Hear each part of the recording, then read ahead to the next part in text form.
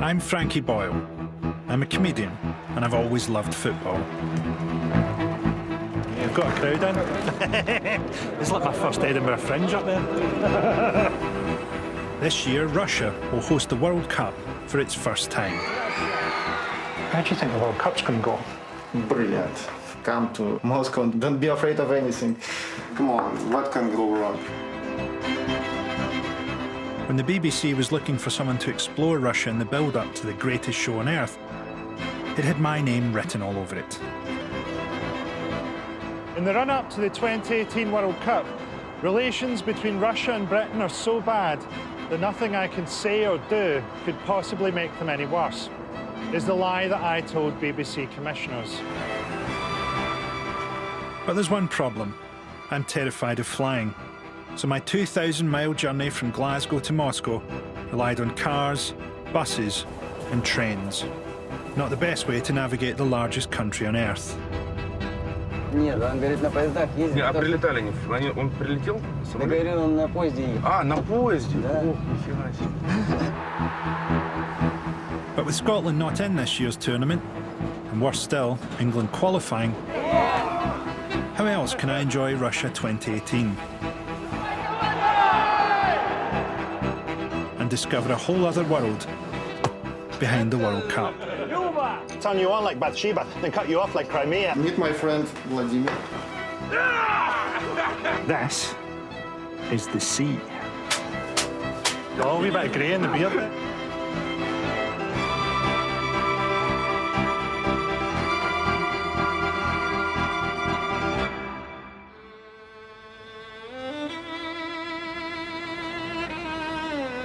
Welcome to Russia. It's February, and here in Moscow it's minus 15 degrees. The view across this mighty city would be awe-inspiring, if only my eyelids hadn't frozen shut. That's me there, walking into a football stadium. It's enormous, but all I can think about is how terrible my breakfast was. The Luzhniki Stadium in Moscow is Russia's best-known venue and showpiece stadium. And on June the 14th, it hosts the first game of the World Cup finals, Russia versus Saudi Arabia. And that might be the last that we hear of the Russian national team, because at the moment, they're pretty terrible. They're currently ranked 65th in the world, 35 places underneath the Ukraine, which has got to hurt. Luzhniki was built in 1956, at the end of this snowy road. Once the centrepiece for Soviet sporting excellence, Luzhniki has also staged concerts for decadent Westerners like the Metallica, the Motley Crue, and the Bon Jovi. In 2010, U2 played the Luzhniki Stadium in front of 85,000 people, making it one of the worst human rights abuses in Russian history. The playing surface of Luzhniki is bathed in state-of-the-art full-spectrum lights to keep the grass fresh and green during Moscow's 18-month-long winter. The stadium has more lights than a Glasgow cannabis factory. Not that I've ever seen one, or have one in my basement. Why are we even talking about this? Russia's overall expenditure in the World Cup might end up being $20 billion. And who's to say that these hugely expensive stadia won't provide a useful legacy? At least it seems that Russia intends to use their showpiece stadiums for football, unlike Britain, who gave ours to West Ham.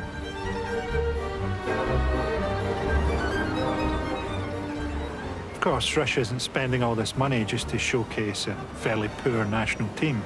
Like any World Cup hosts, they're involved in national image building. Russia. 8 years ago, an international gang of criminals, known to Interpol by the codename FIFA, awarded the World Cup to Russia.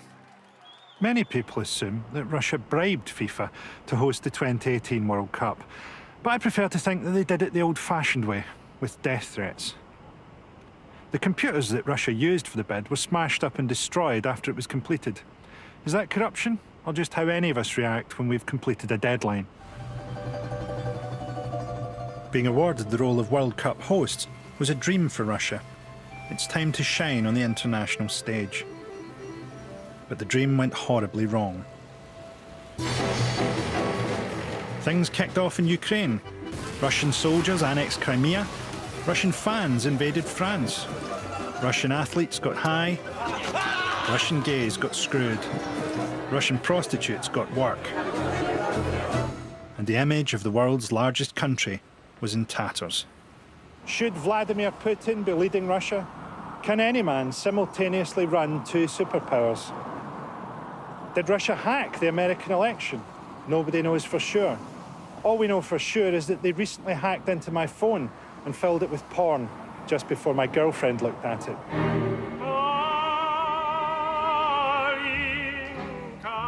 The 2018 World Cup is Russia's chance to put everything right, to give us all something to cheer about. This summer, Russia is hosting the biggest party on the planet and throwing open its doors to the world. Welcome to Russia. Welcome to Russia. Welcome to Russia. But can football change the face of Russia? I don't know, but I can promise you this. I'm going to have a half-hearted attempt to find out. Okay, good afternoon, students. So we're preparing for the World Cup. I'm at a World Cup training program at Russia's State Social University. It is very important for us in our country because it's such type of event that creates the positive image of the country. It's one of several World Cup courses being taught in host cities across Russia. 15,000 students are being coached on how to charm foreign guests and win over the Western media. So we need to be very polite, very friendly, very happy to see everybody in our country. It's the first time I've been in a class like this since the 3 years I spent at a Swiss finishing school. Most important thing is to smile. And also we shouldn't forget that some people who will come to the World Cup can speak Russian. So we should remember how to greet them in Russian. Frankie? Privet? No, we shouldn't say privet. No? It's like, no, we should say only good afternoon, good night. So, доброе утро. Доброе утро. Доброе утро. It's good morning.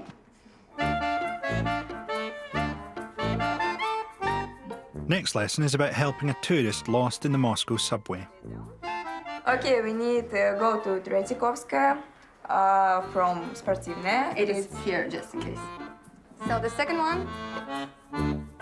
The teacher decides to test the travel skills of a typical Scottish idiot.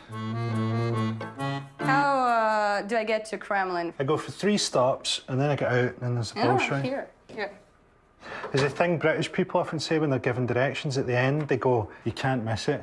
Even though there's a good chance they will miss it and get lost and die at the side of a motorway somewhere, you just try and give them that wee moment of comfort. You can't miss it. Once students have learned how to cope with the disorientated comedian, it's on to something slightly easier. How to survive a chemical attack. I have a massive head, so I don't even know if the gas mask will fit.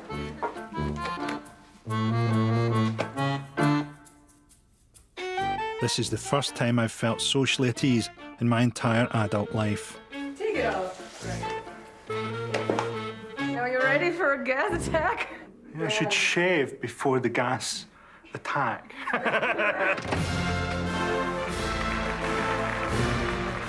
If all goes well, the 2018 World Cup will be one of the greatest triumphs of Putin's first 200 years in office. The only risk is that Putin's ego becomes so gigantically enlarged that he actually pops. From bottom of my heart, thank you. Putin is determined for the tournament to go smoothly, so he can rebuild a positive image of Russia and himself. I always like Vladimir Putin's image building, all these photos he does where he's getting presented with a puppy. Ice skating, fishing or something. His life's kind of like a 6-year-old's birthday party.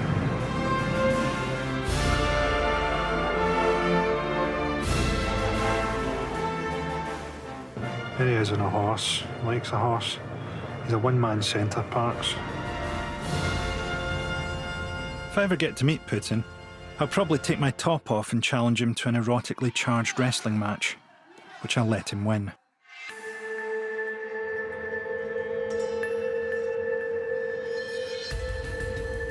To me, Putin is a fascinating and shadowy figure. He's a former officer in the KGB who has ruled Russia with an iron grip for almost 19 years, cracking down ruthlessly on any critics. Cartoonist. But to a lot of Russians, he's a genuine hero. Well, the door's locked. I've come to downtown Moscow to meet someone who thinks Putin can do no wrong. How you doing, man? Congrats, Sergey. Nice to meet you, man. Sergei Kalenik works in PR. He's also written a comic book portraying Putin as a daredevil martial arts expert. I'm hoping Sergei can give me an idea if Putin can pull off the PR coup of the decade to put on a World Cup which creates a positive image of Russia. Meet my friend Vladimir. Big lad. Stole. Are you a bit of a Putin stalker? Yeah. You're a big fan of Putin? Yes, of course. Nobody can do what Putin doing. And people like this. If Putin wasn't the people's choice, he won't be a president. You know that in the West, he's got quite a bad image, really. They think that the photos and stuff that he does, they find that a little bit kind of ridiculous. Putin is just a person that trying to do his best. All this fake news, all this propaganda about evil Russia, about evil Putin, everything in the West trying to paint Russia in black and white colors, like it's a shame, it's dictatorship and something like this. But come on, guys, it's not working like this. How do you think the World Cup's going to go? I think it will come brilliant. What can go wrong? Is there any worries about hooligans or anything? I can guarantee you that will be zero troubles. Don't be afraid of anything. Propaganda is propaganda and reality is reality. And we will see that Moscow is typical European city. For Russia, it's very important to make a good picture, a good image. Sergei worked with illustrators to give Putin's image a makeover by creating a comic strip called Super Putin. You super guy.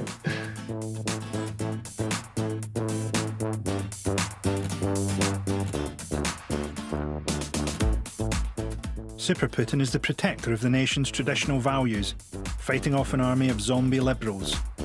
The same liberals that actual Putin has been at ideological war with since he came to power. A key battleground has been Russia's less than liberal legislation around homosexuality.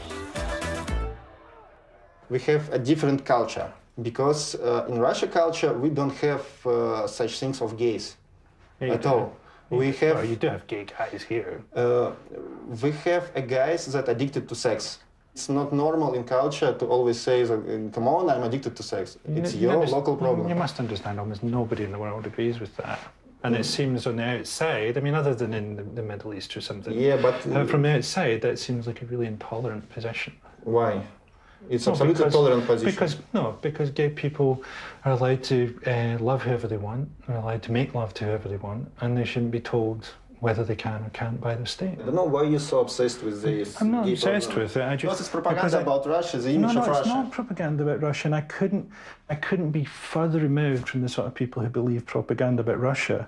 But I think if Russia wants to present itself on the world stage as progressive in any way, that's a very silly law to have. When you think that there's no propaganda and there's a I don't think clear means this is definitely propaganda. Oh, yeah, I mean, always question everything, but I don't have to question whether gay people should have exactly the same rights as straight people, because it's all about equality. And surely the founding of Russia and communism and socialism and everything is all about equality. And if it's equality for anyone, it's equality for gays and straights the same as it is for women and men, the same as it is for everybody.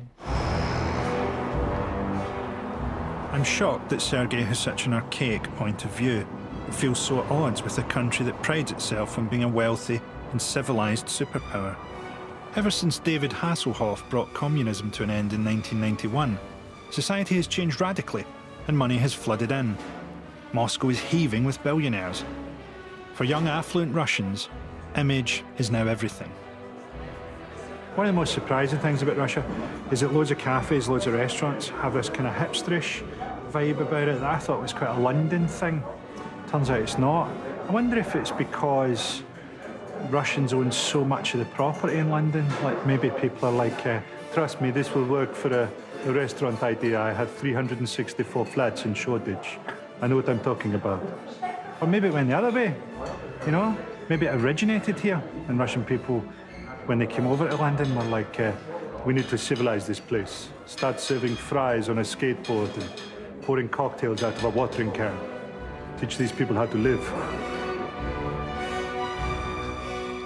So hipsterish is Moscow that after only a few days here, I'm feeling the need to sharpen up my own image.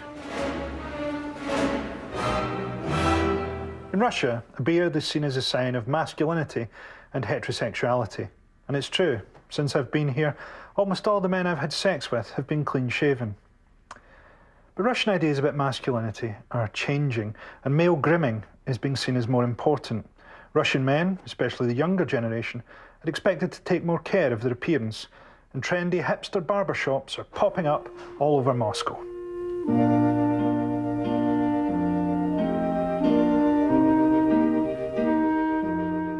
What do you think you could do with this? 'Cause I feel my beard is very untidy. Yeah. I feel my hair is very untidy. Yeah. And I feel my eyebrows are sort of like a dog that's on its way out or something. So I can help you. A girl barber can do a man handsome, brutal and masculine. Yeah. Well, I'm up for that. Lisa Sokolova has set up Moscow's first all-female barbershop. Actually, the Russian society, a hairdresser, he can only be, for example, a gay or a girl. But for those men who like afraid of gay hairdressers, they prefer to go to girls. They're afraid of gay hairdressers? Yes, yeah. In Russia, we have like these very patriarchal traditions, and mostly men want to be dominant. Right. Yeah, we love this like traditional gender things. We like man power. Russian girls, they dream about a strong, brave hero who will defend them, who will take care of them. In Russia, the society is not feminist. And I'm not a feminist myself, so I don't like all this like feminist bullshit. I think that I always protect men when somebody says that men are like doing something wrong, when they offend you or something. Really? Russian men like to take care of women, and they don't want women to be like bosses. They don't want women to be in politics. They don't want women to be strong. All the stuff you're saying about the Russian idea of women can't be the boss and can't be in control, but you are the boss. Yes, and I am strong. You are strong. And I'm strong. And you are all these things. Yes. Russian girls are something specific because on the one hand we're quite like this princess style and all these like ladylike girls, but on the other hand we are very strong because after the Second World War, because there were not so much men left after the war. So you know that Soviet Union was the first country where men and women started to be equal in rights. Do Russian people have any images of what Britain's like? I really do respect Great Britain and British people. I really love British humor. For example, your show like Little Britain. But yeah, I watched your stand-up shows and I don't understand a word. Nobody understands Yeah, it's because it's the humor. It's not typical for Russian people. You make fun of the things which I don't understand. But you look nice. I like, and the people are laughing. People like coming up to you at the street and asking you for that. They say, "Oh, I love you so much. You are my I don't know. You're my god." Not many of those. What else can I say? Great Britain is known for football and football fans. Most Russian football fans take after British football fans. It's very trendy to be like a British football fan. They like Burberry. Fred Perry. Do you ever get people in here who are football hooligans? Yes. Yeah? Yes, football hooligans. And I also had a boyfriend who was a football fan. For example, after the fight, when he was injured hard, I took him to the hospital with this head and blood falling from him, and I felt like I'm this hero girl. I don't know how to explain it, but it was very romantic. It's very interesting to talk to you. Yeah, You're a nice person. Yeah. After Lisa's compliments, I enjoy one of those heady moments of feeling so good that I decide to walk 600 miles to my next destination.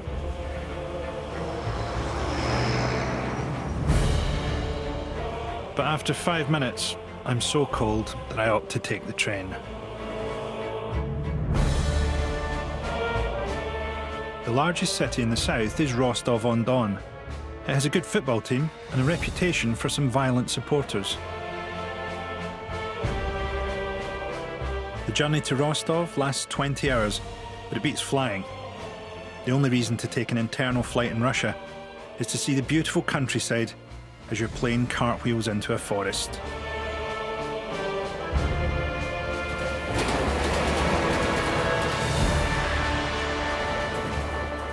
The train is also the perfect opportunity to relax and have a nap. But alas, I haven't had a wink of sleep in the last 14 years, which goes some way to explain some of my more serious psychological disorders.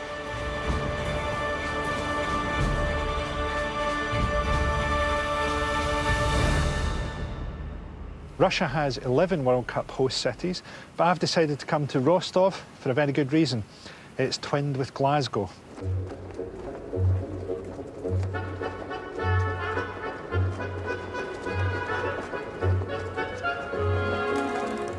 The two cities have been twinned for over 30 years, but 5 years ago, after Russia passed an anti-gay law, Glasgow debated cutting ties with Rostov, a process known as Glexit, by absolutely no one.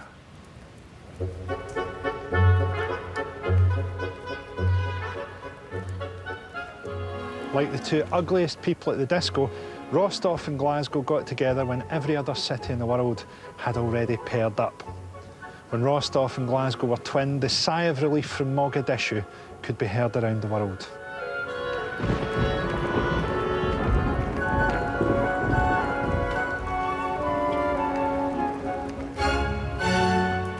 Now, the people of Rostov and Glasgow might seem very different on the surface, but deep down inside they have something important in common: cirrhosis of the liver.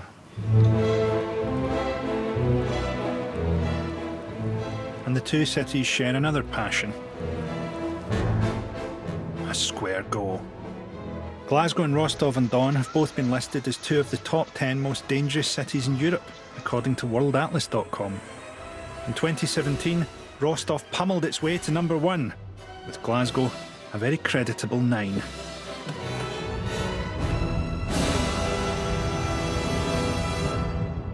Does this remind you of Glasgow, Frankie? Yeah, a little bit. You know, certain parts of Glasgow. Well, obviously the huge Russian Orthodox communities in both. Are you surprised at Russia so far? I'm sort of surprised by how nice everything is. Everything's in no way as kind of like decrepit as sort of our image of Russia is. You know, we have this idea of like something transitioning from the Soviet era into a modern era, but there's still all this kind of very old stuff, or that was my image of it. Whereas actually it seems very modern, and it seems to be growing, you know, so this town seems to be on the up. That's how it feels.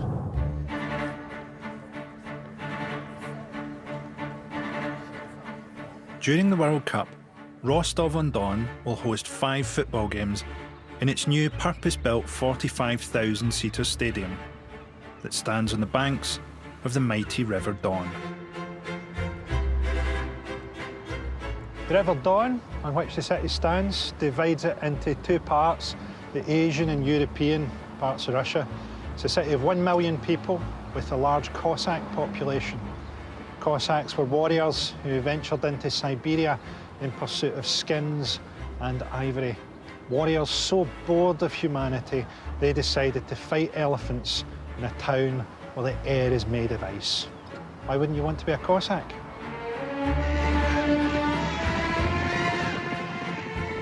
The Cossacks have a proud history, drenched in blood, vodka and horses. Around 700 years ago, they escaped from serfdom and fled to the Badlands of southern Russia, where they finally had the freedom to live a quiet life of plunder and pillage. Anyone coming to Rostov-on-Don for the World Cup is going to see plenty of Cossacks. President Putin is giving them special powers as a kind of private police force, assigned to stamp out any antisocial behaviour. The Cossacks played a similar role at the Sochi Winter Olympics, where they helped to keep the peace in true Cossack fashion.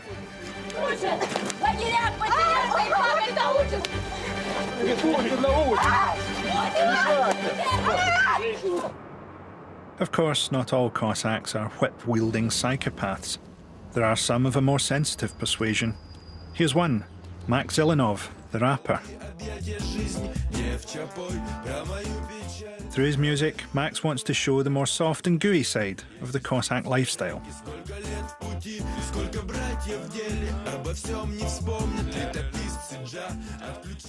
I'm a huge fan of hip-hop, and I'm looking forward to hearing Max flow. But first, he wants to introduce me to the culture. How you doing, man? You Max? Макс. How you doing, mate? I'm Frankie. Фрэнки. Это Макс. тоже Макс. Also Max. Hey, how you doing, Hello. Max? Translate. This is cool. You got a sword? Шашка. Oh, it's a stick. It's a weapon. Oh, right. No shit. It's a sword. Всё, рубить будем, скажи. You arrived yesterday just? Aye, yeah. I don't fly, so I've just been taking trains everywhere. Они в Платов прилетали? Аэропорт Платов? Нет, он говорит, на поездах ездит. Не, а потому что- прилетали они? Он прилетел? Я говорю, он на поезде ехал. А, на поезде? Да. Ох, нифига себе.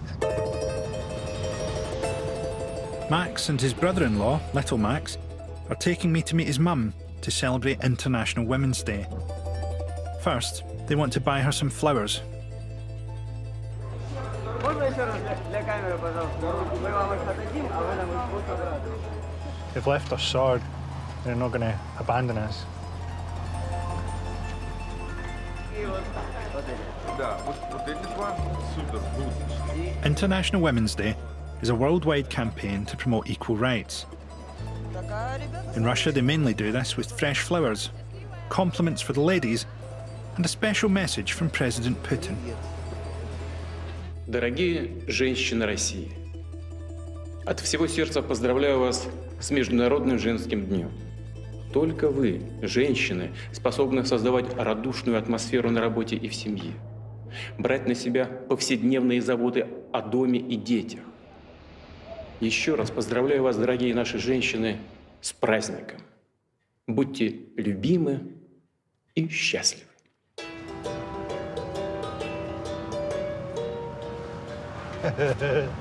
I don't think that guy's going to be a lot of use to women today. It's just...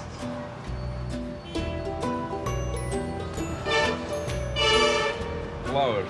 Happy Women's Day.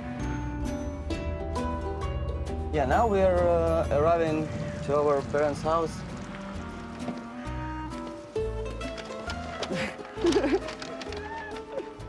Here's my mother, Alexandra.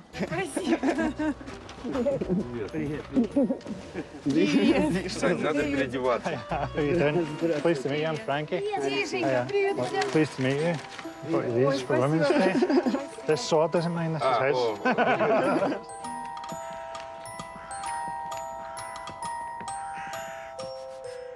Cossacks pride themselves on being fierce with their enemies and soft with their friends.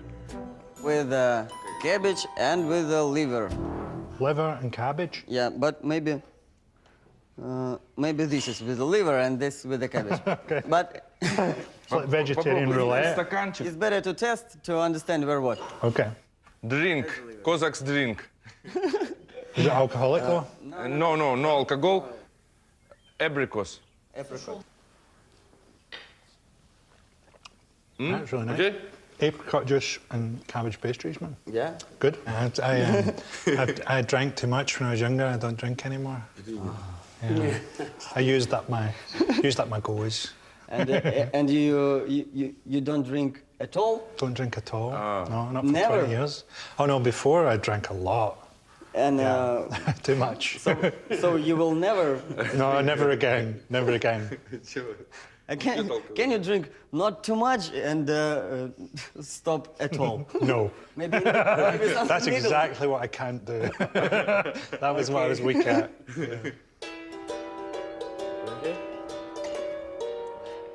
For travellers coming to Russia for the World Cup, there will be opportunities to enjoy this kind of Cossack hospitality. Some Russians will be renting out rooms during the tournament. This is my room.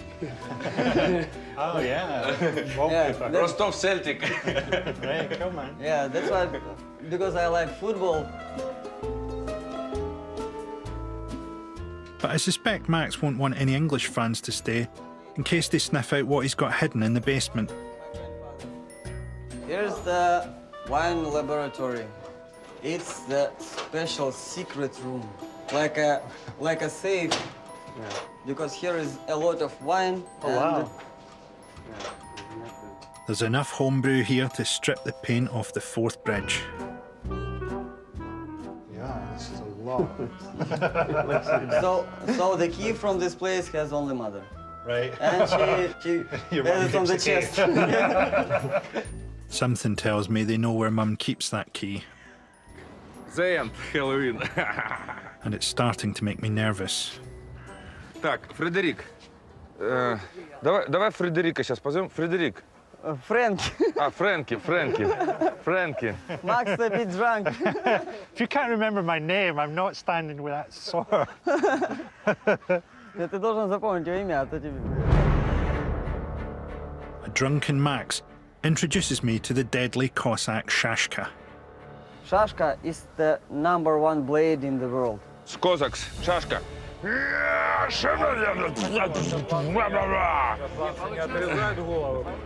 He will show you, and then... Then I have a go. Я не буду рубить. Sure, yeah. Фрэнки, мы берем шашку. Скажи. There is a master class of Max. А?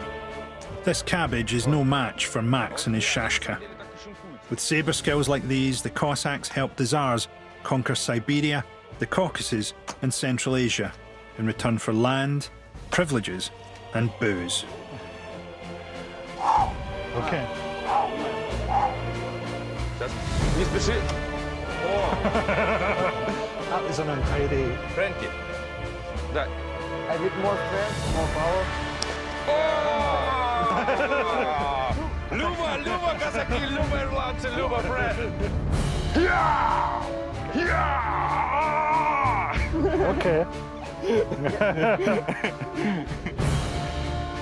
More passion.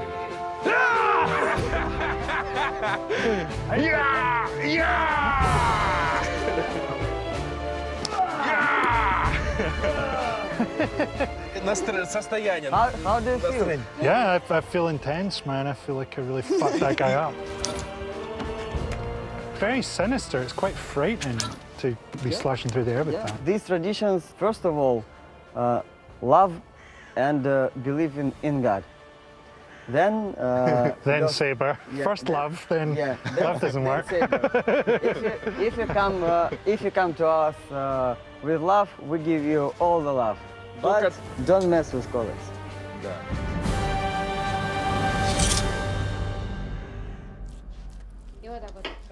As it's International Women's Day, it's the men's job to prepare the fish stew. I tend to bake potatoes literally so that I don't have to do this.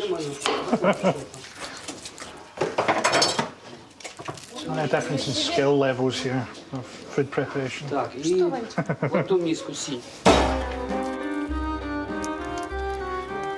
Thankfully, Glasgow has a vibrant barbecue culture, so I can really muck in here. Fish heads. Давай ему секунду туда. Piece by piece. Yeah, like this.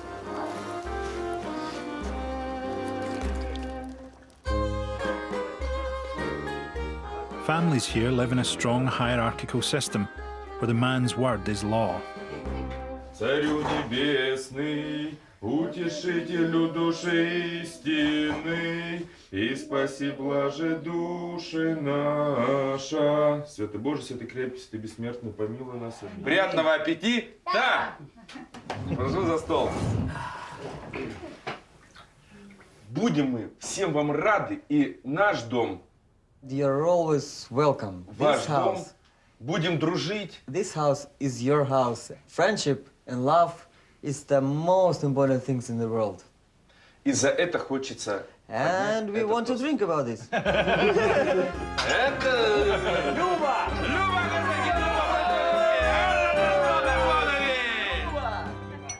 I'd just like to say thanks for taking me into your home and showing me about being a Cossack and for teaching me to truly fear the sabre.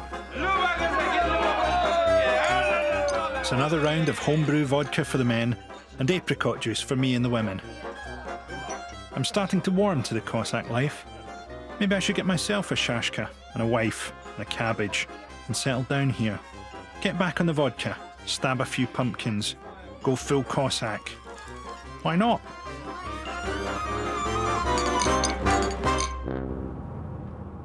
It's all too horribly tempting, so I make a run for it while I can. Rostov-on-Don is close to the border with war-torn eastern Ukraine, a country that Russia invaded 4 years ago. Fans staying here may feel a little uneasy. Thanks. But they should have no fear. The hotels in Rostov-on-Don are taking the safety of their guests very seriously indeed. Just found this in the wee book they give you in your room. If you are held hostage or kidnapped, do not resist. Execute the initial orders of terrorists. They can be people with unhealthy state of mind and behave unpredictable. They are notoriously unpredictable terrorists. I shouldn't imagine at the Premier Inn, Lenny Henry ever has to do any of this.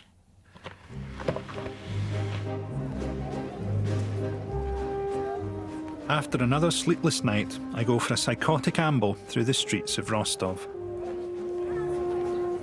Rostov has a reputation as quite a tough town, but it seems to be really nice so far. The football fans have a reputation for being quite tough.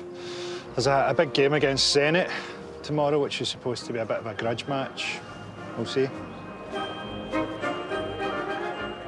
FC Rostov are the underdogs of the Russian Premier League. Their nickname is Muziki, or Tough Guys, and their supporters love nothing more than to take their shirts off and kick each other's rib cages in.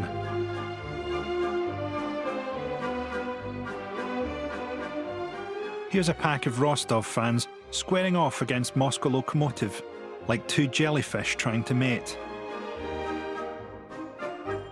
This may be the most erotic footage I've ever seen.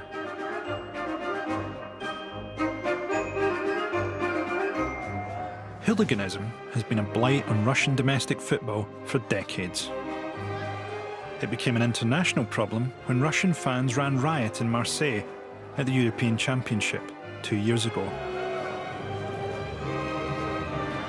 This is Russian football, floodlights for a 2 o'clock kickoff. I'm hoping to speak to a Rostov hooligan at the match and find out if the violence is as bad as the press make out.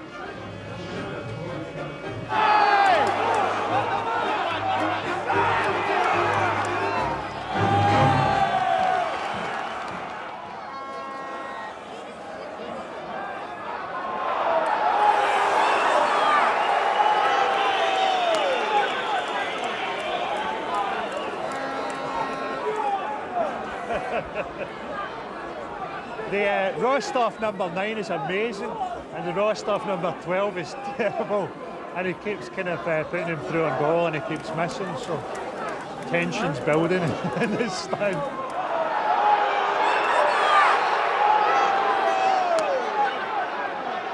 I got a new phone when I arrived in Russia.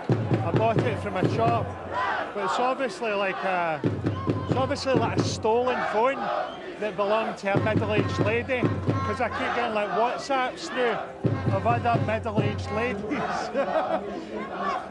They're like showing this woman the new jumper they've got, or things like that, man. I feel really bad. I'm surprised at how non-confrontational this match is turning out to be. Where's the famous violence? I feel a bit like Danny Dyer having built this up as a big kind of like grudge match with hooligans and things, because it feels like a real kind of family-friendly vibe, and they've got loads of kids about. This isn't what I was expecting. Has Rostov's reputation for violence been overstated? Or could there be other reasons behind the friendly atmosphere? It was time to speak to my director. So, any progress on getting this hooligan to interview? Well, we've done everything. Nobody's doing it. They're not letting us. The story we've been told is the FSB are going around people's houses, all the non-hooligans, and they're knocking on the door and they're basically saying to them, you either leave the country or you stay at home and you do nothing. So nobody's going to speak to us. So he's threatening them? Yeah, definitely. The hooligans also really don't like the BBC. You don't like the BBC? They do not like the BBC. I don't blame them. Yeah. I'm sad that we won't be able to talk to any of these people, because I find them quite fascinating, you know. I think hooligans get a hard press. People say, oh, these troublemakers, you know, they never really care about the football. If anything, they care about the football too much, you know.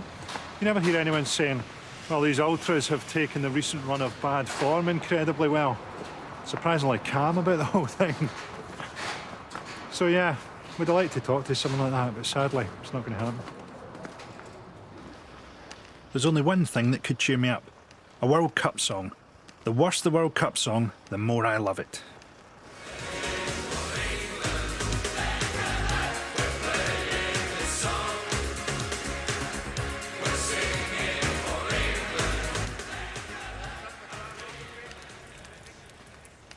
My Cossack friend Max is writing an unofficial World Cup song for Russia, and today he's asked me to help him out.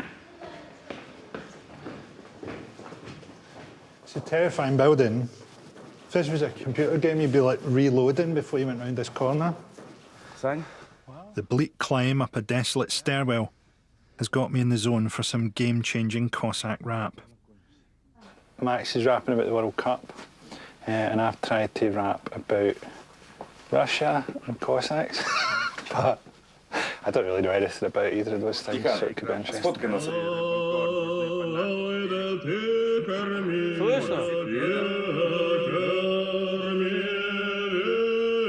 Дон футбольный тоже вольный, ведь он Дон. Временные колесы на левом на стадион. Хлеб и зрелище трибунны, гладиатор с мечом. Все делают волну, волна как шторм. На финальную игру прут армады, вечный спор. Проигравшие эскадры, рыбам корм. Дружные фанаты переходят Рубикон. Войне! Войне!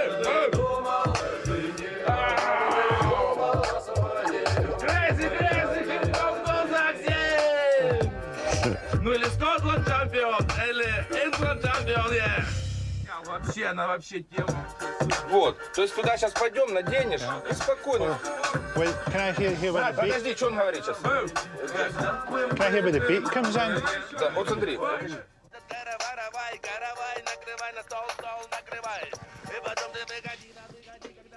Проигравшие эскадры, рыбам корм, дружные фанаты переходят Рубикон. Фрэнки, go! Фрэнки, тут Фрэнки уже. A Cossack and a Bossack on a composition like Dvorak. Frankie, please near to me. Ближе? Oh, near to the mic. I've never rapped over a beat before, so it's fucking quite difficult. Фрэнки? Подожди.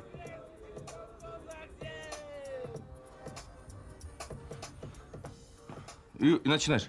Понял? Invading your shit like fucking Julius Caesar. It's Game of Thrones and we're the gays as fucking Khaleesa. We're beefing with FIFA, supplying Putin with reefer. We turn you on like Bathsheba, then cut you off like Crimea. A BBC bling tang, pumpkin to pumpkin. You know our golden flows and press the hose like Potemkin. Fuck that last bit up. Get that last bit again. Ow! A BBC blang tang, pumpkin to pimp king. You know our golden flows and press the hose like Potemkin. Wow, very good. Cheers, man. Frankie, вообще.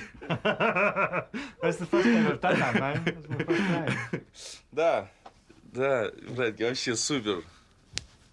А как вот сказать, присоединиться что ли, сколько? Да, да. Правильно? Oh, he's put it up on Facebook. I hope people in Scotland see that. They'll be so baffled. Like, what is he doing? Invading your shit like fucking Julius Caesar. It's Game of Thrones and we're the gears is fucking Khaleesa. We're beefing with FIFA, supplying Putin with Reaper. We turn you on like Bathsheba, then cut you off like Crimea. BBC blang tang, it's not feeling it. You know our golden flows and press the hose like Potemkin. I've never done something and felt less nailed it. It's almost time to get straight out of Rostov. But before I go, MC Max wants me to swing past his place. My cat, Пушок. Pushok. А еще и my автомат.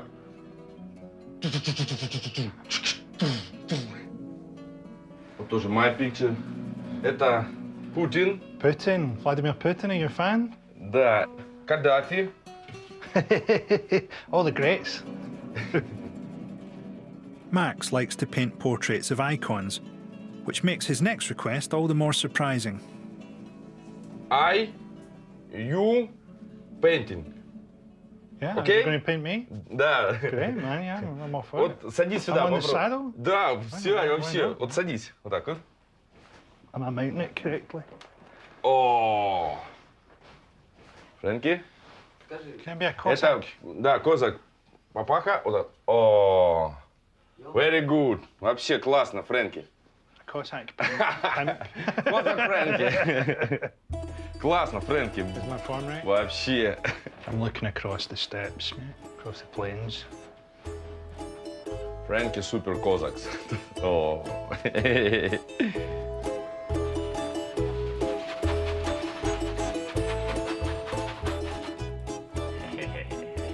Max will be exhibiting his paintings for tourists during the World Cup.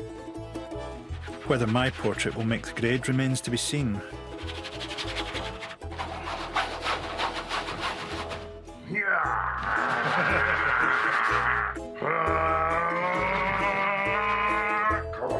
Action painting.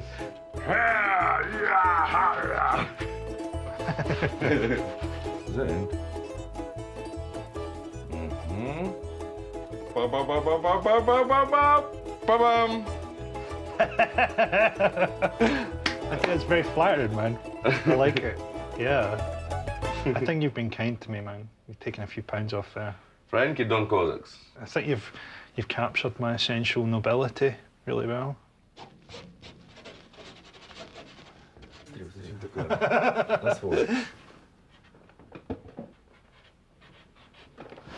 I've put love to you, Max, my Cossack pimp king.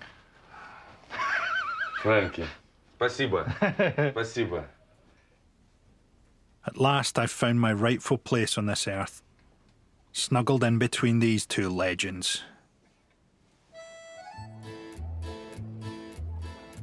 My experience in Rostov-on-Don suggests there'll be no violence at the World Cup, no matter how much England fans richly deserve it.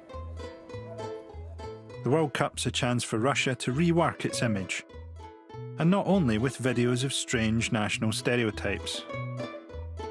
They've also taken the progressive step of giving a woman a top World Cup job. Meet Victoria. It's a big honor and a huge responsibility to represent my country around the world and to be the first woman FIFA ambassador in the history of the World Cup. It's only 100 days before the tournament kicks off, so Victoria is hosting a press conference and demonstrating the sort of penalty England will go out taking in the quarter-finals. I would like to say that the main message from FIFA this year for this World Cup is zero discrimination and everyone's welcome. So Russia's World Cup is looking good. The stadiums are being built, There's a woman in charge, and the hooligans have promised not to kill anyone. What could possibly go wrong? It really is like the Cold War.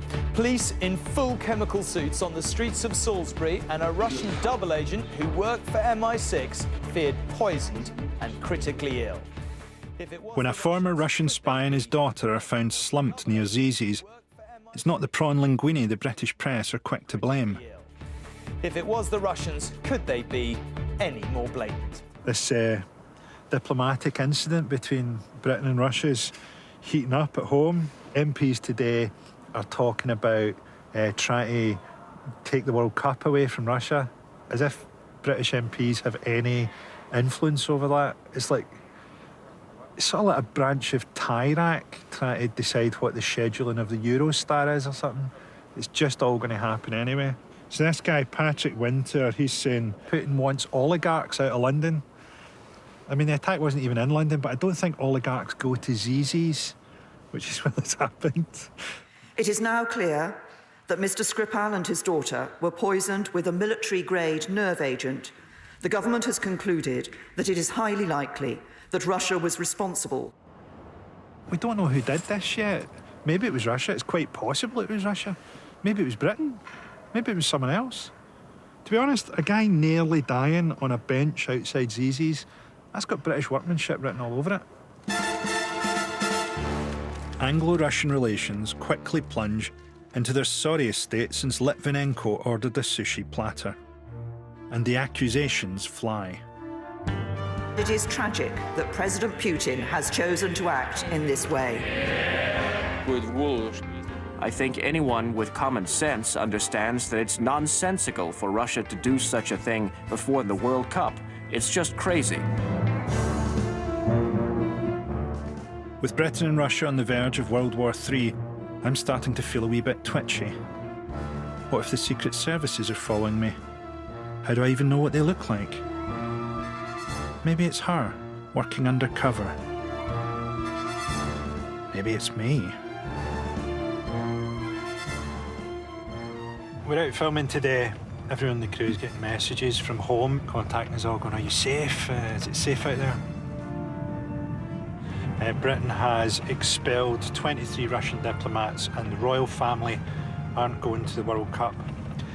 I think Russians' attitudes to royal families is ambivalent at best. They have a checkered track record in that area.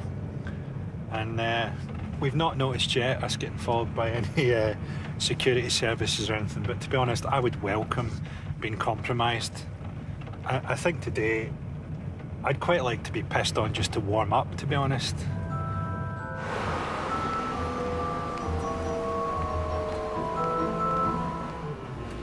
With relations between Russia and Britain at the worst they've been in decades, this is not the best time for an opinionated Scotsman to broadcast his views here.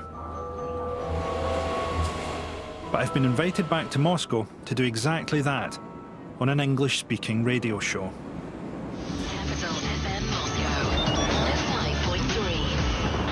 Welcome back to Capital Sports here on Moscow's Capital FM. I'm Alan Moore, and here with me today, I am very, very happy to say we have the man and the legend, Mr. Frankie Boyle. Frankie, welcome to Capital FM. Alan Moore is a top Irish sports journalist who's worked in Russia for 10 years. Today he's asked me on his weekly show, so long as I only talk about football. What's your first World Cup memory? What's the first World Cup you remember? Oh, that's a good one. I remember the Hand of God thing, obviously, in '86 really well. Of course, the Hand of God has haunted England ever since, because it was 20 years after they won the World Cup at home. Is that then karma paying England back, that they're not going to win the World Cup ever again? I think if it's karma for the British Empire, I think the team playing is going to crash into an oil refinery on the way here. I mean, there's no way it's enough for what they've done. Okay, we'll move on very quickly. But try as we might to change the subject, the Salisbury spy scandal just won't go away. Particularly when Boris Johnson tiptoes in, cross between a head injury and an unmade bed. A malevolent baked Alaska, accusing Putin of turning the World Cup into a propaganda exercise. Yes, I think the comparison with 1936 is is certainly right. The 1936 that Boris is making a tactful comparison to is Hitler's 1936 Olympics. A comparison that makes absolutely no sense to Russians. That seems to have touched a bit of a nerve. I think that's upset a lot of people. Like, you know, when Boris Johnson compares modern-day Russia to Nazi Germany after everything that happened in the Second World War and 25 million people losing their lives to fight for, you know, that's freedom. a big button to press for Russian people, isn't it? If you start talking about the Nazis that they fought so hard against. For the Russians, it's difficult to understand why Britain is picking on them, because they put a lot of stock by Great Britain, and they love British things. I mean, Hamley's Toy Store is a huge hit here, and Marks and Spencer. So it's upsetting for Russians. I think it's kind of unfortunate, a lot of what's going on. You sort of feel like if they really don't like Putin in the West, they're sort of going the worst way about getting rid of him, because everything they do, from encircling Russia with nuclear bases to sanctions, everything they do plays into his narrative of, oh, Russia's under siege. He has such a vast country, it covers 11 time zones. How do you create a story that bonds all those people together that isn't us against the world? Do you know what I mean? So they kind of are playing into his hands a bit. Are we in the West playing into Putin's hands? Have we been seduced by his rugged outdoorsman masculinity? Do we even subconsciously desire to be sexually dominated by him? Well, I can't speak for everyone, but what I do know is that the World Cup couldn't be better timed for Russia.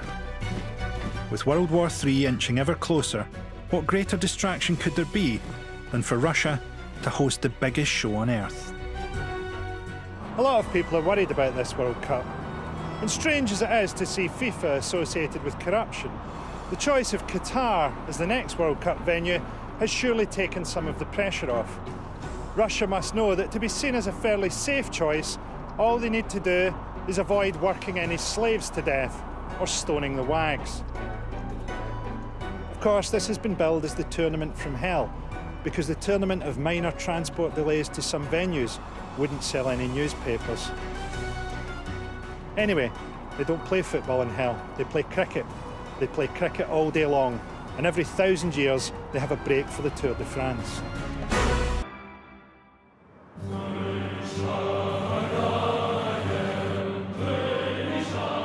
Ever since Russia was awarded the World Cup in 2010, there has been controversy about whether it deserves to host the biggest sporting tournament on earth. Russia has a state-run doping programme, which puts their athletes at an unfair advantage, as competitors from other countries actually have to pay for their drugs. Some people say that there's no place for drugs in sport, and those people have never tried watching Scottish football sober. The Russian national team couldn't win the World Cup if they took every performance-enhancing drug simultaneously and the other teams were on methadone. Russia was actually banned from the Winter Olympics in Korea, but so what? I'm banned from the Glasgow branch of IKEA. You don't see me bitching about it.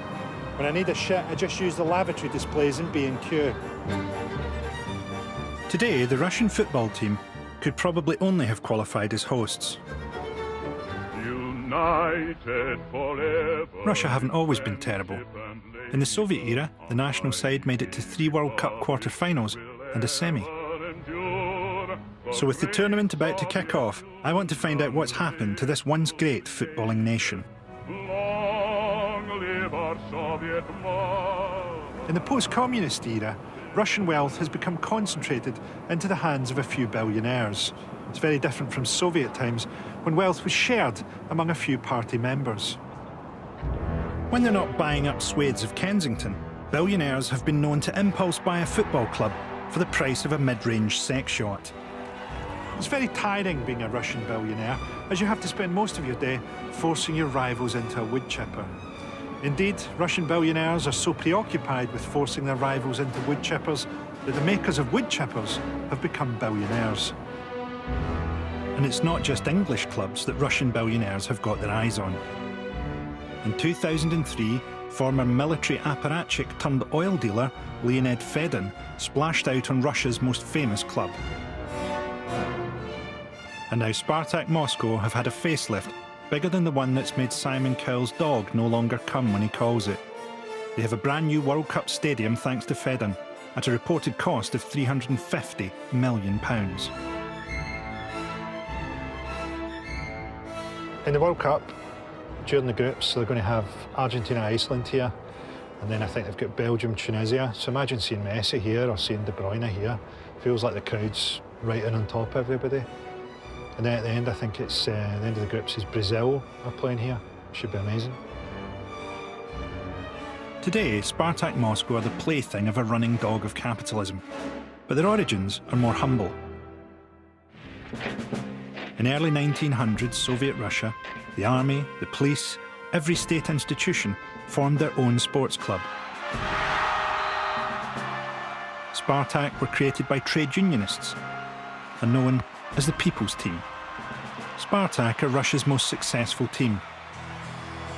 They dominated football in the 90s, like Oasis dominated the music scene and the arsehole scene. But since the billionaire took over Spartak, just like Oasis, it's been mainly downhill. I imagine Spartak's founders would hate what the People's Team has become, almost as much as they'd hate Oasis.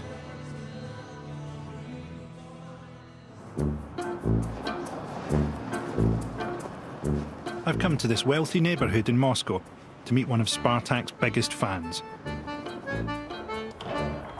Apparently he loves the People's Team so much that he has Spartak registration plates on his cars.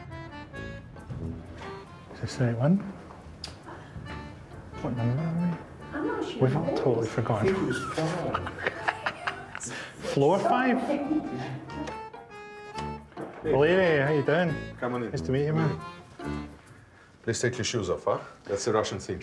All right. That's a good rule. That snow is the first clean these shoes I've ever had. Valery Rodin has supported Spartak since he was a small boy. Now a wealthy international businessman, he still tries to attend every Spartak match. So? It took us like 4 goes to remember the flat number. Oh, really? Yeah. Be careful. On the 6th and the 7th floor, there are the premises of the boss of Spartak owner. Oh, right, because we were in 6. We were floating. You'd rather about not disturb 6. him, huh? Right. I'm glad we didn't just knock and ask him. Bullet through the eye hole. Yes. Michael Palin always opened his interviews with a bullet through the eye hole joke. It's a good start. Well, I remember, like, as a teenager, I remember, like, they got to, it's like the semis of the European Cup, and I remember there being a lot of really good Russian club sides then. Well, what happened there? Because, like, you know, now you seem to have fallen off, and the national side seems to have fallen off as well. In 2008, a limit for foreign players had been imposed in Russia. If you're a Russian player, if you have a Russian passport, if you could kick a ball a little bit, immediately your agent asks for a multi-million-dollar contract, and they say, okay, no worries. You don't like my guy, I'll bring him to another Moscow club. You get so much money out of nowhere, all of a sudden. And you understand the next game you're gonna play, and next game you're gonna play, because you don't have a competitor with a Russian passport. Right. And there is just so many opportunities for Russians to squeeze in at the field. Right, it's made it too easy for Russians. Sure, right. You lose it. So where does all the money come from? The owner of Spartak is a rich guy. He has more money than Abramovich. Yeah. God bless him for all the money he spent over 15 years on Spartak, because that's a lot of money. That's really a lot. So the average salary here is €500 a month. It's a very unequal society here, and there's a lot of poverty among people. Do you feel weird about that? The fact that so much money gets spent on football? Okay, I have a box at Spartak. I pay more than they play in Man United for the box. And we have 52 boxes. All of them are sold out because it's Spartak. That's serious money. And yes, it's not fair. But, Frankie, our world is not fair.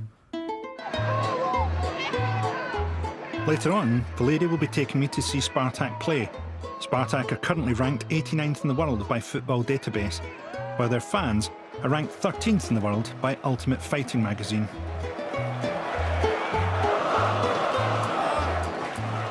some of the preamble for the World Cup is, oh, this is going to be the tournament from hell, and there's like violent fans. Do you think there's going to be any violence? Of course, we have hooligans, Frankie. And they all have been brought up on these old ideas of English football back in the 70s and the 80s. All right, are they into that? Oh, absolutely, absolutely. But the thing is, they're not stupid. They've been told to sit tight, and they will sit tight. Generally, before these tournaments, they sort of go in Britain, this will be the tournament from hell or the Olympics from hell, about pretty much everything. Frankie, why don't you come to Moscow in June? Why you see for yourself? Today, Spartak are playing away to local rivals Lokomotiv. I might go for one of those hats soon, though, something over the ears. No prizes for guessing Lokomotiv's origins. They were the Railway Workers' Club, founded in 1922. The club is still owned by Russian Railways, not like Britain, where they'd have been consumed by sun-dried BG Richard Branson.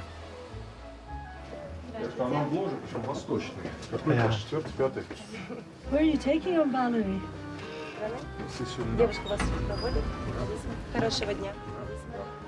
Hiya. Hi. I'm looking forward to getting out into the stands to watch my first Russian Premiership derby. But that's clearly not how Valeri enjoys games. He's hired a £3,000 box with brandy and canapes.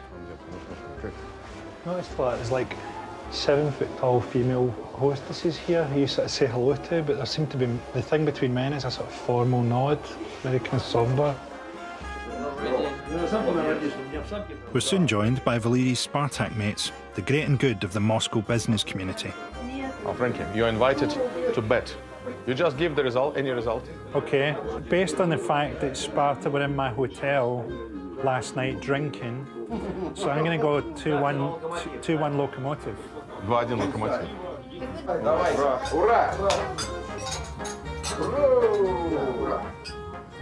Outside, the warm-up acts are in full swing.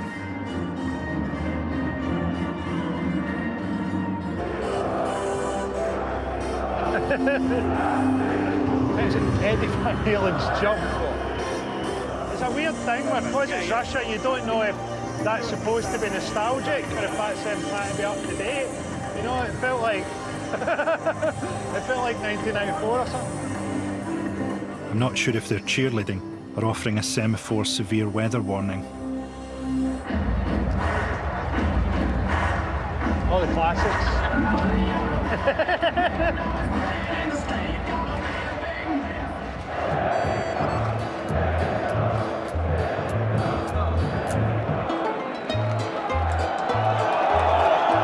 Spartak away. Red.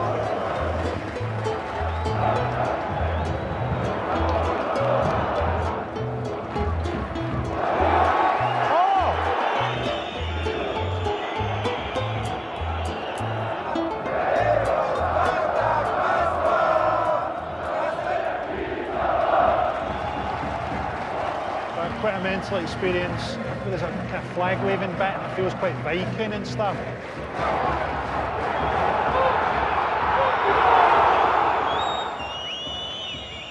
Three huge explosions went off. People have obviously smuggled in massive fireworks or something, which is quite encouraging for the security situation in the World Cup, because if a bomb goes off, probably no one will know till after the game. Down in the stands, the crowds are doing a lot of bouncing up and down, presumably just to stop their heart valves icing shut.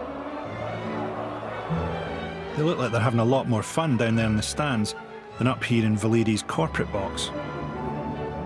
I feel like a Politburo member on the Kremlin terrace looking down on the proles.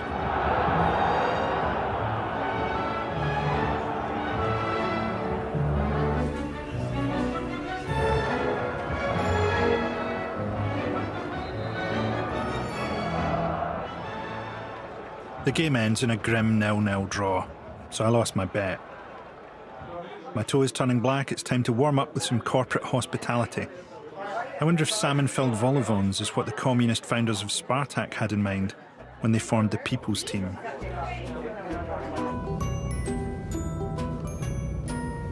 So that was an interesting day. The sheer kind of soullessness, really, of corporate hospitality, which I think has sort of become an industry of like rich people denying that they're lonely. So it's a way that you can pretend that your money doesn't cut you off from ordinary people, but you can see the ordinary people underneath you. I mean, think of all the things you're missing out on. You're missing out on all the stuff you get at a football game, the camaraderie, just losing yourself in a crowd, losing yourself when a goal goes in or whatever, and you're selling it for what? For like canapes?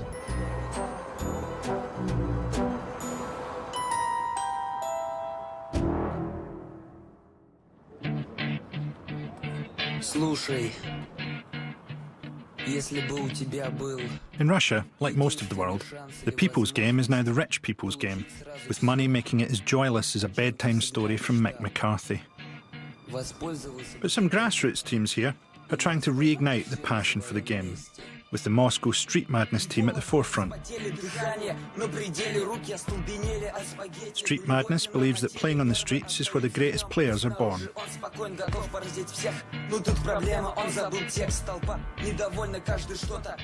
People seem very skillful, because the way they're playing and stuff is more like the sort of thing you'd expect to see in Brazil or something like that. It's people concentrating their tricks and... Yeah, people who playing street soccer gonna expect to get some tricks, because like people have no coach. They're trying to make themselves more skillful, so they start to learn tricks instead of tactics and stuff. It's football, but in 6 inches of snow and wearing an anorak, which doesn't put off the Street Madness crew. This would be very different in the UK. For a start, there would be no one here. There'd be an Asda queuing for bread, because a few inches of snow would have brought the country to its knees. And it's a big scene in Russia, though. Oh yeah, this is a big scene. Most of the guys here, they use soccer not just a hobby, just like a canvas. They express it themselves. Street Madness and the other street football teams practice in city courtyards called korobkas. Built by the Soviets in the 1970s, they were intended to be used as hockey pitches, but were soon hijacked by footballers looking for somewhere free to play. Today, korobka has become so popular it's given rise to a massive street subculture. But the corporate influence extends here too. Big brands are desperate to hawk their goods to the korobka kids, and everyone wears 18 layers, so there's a lot to sell. The one in the yellow hat and this guy in grey sweatpants, they kind of pushed it to a new level. Bizek and Papin from Street Madness are using their skills to make some coin, appearing in ads for Adidas, Nike and Coca-Cola. Coke's a strange sponsor, with many of football's key skills trickier to perform with diabetes. These guys are pioneers of the game. Yeah, in that sense, yeah. But Bizek and Papin aren't just in it for the money. They hope to use street football to revive interest in the game throughout the country. And to do this, they've launched their own academies, teaching kids tricks and skills. Are you looking forward to the World Cup? Yeah, of course. Like, it's a big event. Like, most of the guys here, I won't say waited for this all their life, but that's a great big deal for them.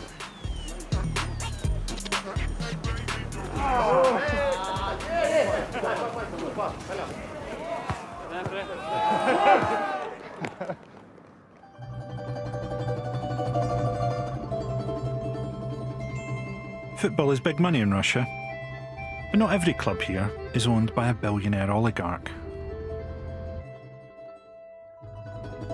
I'm heading 90 miles east of Moscow to Shatura, a small industrial town of 33,000 people, one power station and a struggling semi-professional football team. The team was set up by Denis Magolak, a fellow Celtic fan living in Shatura.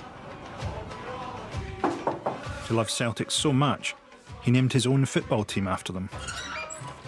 Hello, Dennis. How you doing? I'm all right, Callum. So, welcome, Frankie. There's my friend. There's something you should know about Denis. He wasn't born Denis Magolak, isn't Scottish, and has never visited Scotland. This is Sunday Mail post about Celtic. Oh, aye, because you've actually changed your name to Denis Magolak. Aye. What brought that on, man? Why did you choose that? McGolak? Because McGolak, son of loving parents, because Golak is a Scottish word, means loving. Right. So it's a bit of that's play on why. words. Aye. I'd had to come all the way to Russia to learn the Scottish word for love. This is my team. The huddle? Yeah, the huddle. We do it before every game. I'd imagine that in local temperatures, the huddle is more of a survival strategy.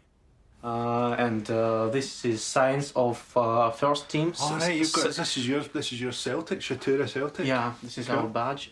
Is this an official thing, or is this the first Celtic are hearing about it when it's on TV? Yeah. Is it?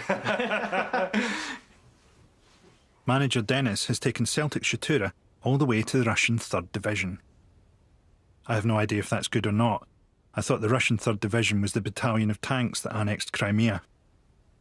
What year did you first start watching Celtic? I started full Celtic when I was a boy. It was around 4 years old for me. I watched Celtic on TV first time and I fell in love. We have hometown players. They are ordinary workers. Some of them work like me in power station. That's the main thing in the town, isn't it? There's a big power station. Yes, yes. Yeah. Where did you learn your English? Because your English sounds quite Glaswegian. Like, by the way, is a really Glaswegian thing to say. I think many people in Russia know English. They do. But yours sounds quite Scottish. Like, sounds quite Glaswegian. Are you watching like fan videos and stuff like that? Because probably every time I speak with Celtic supporters, and right, so that's okay. why It's rubbing off. Good man, great. Program of Celtic is cool. in it. Yeah. We were going to go to this.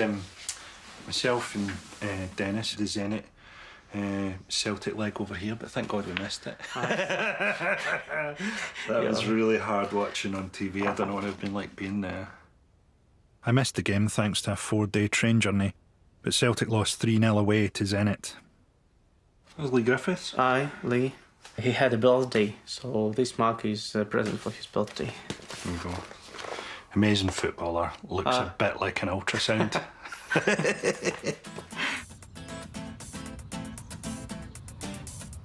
Dennis has invited me to have a kickabout with his team.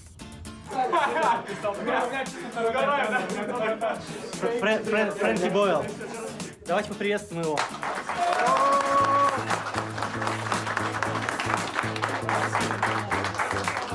After all, age is just a number that predicts quite accurately when you're going to die. It's fair to say I'm not much fit. This game footage you're about to see isn't slowed down, it's my actual speed. I've got a crowd in.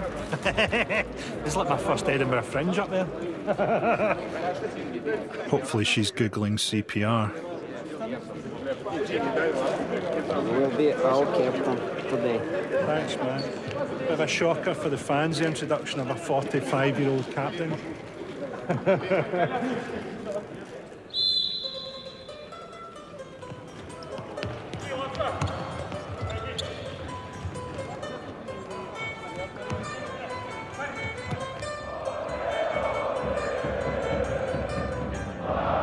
Once you reach a certain level as a comedian, you can get laughs in any medium.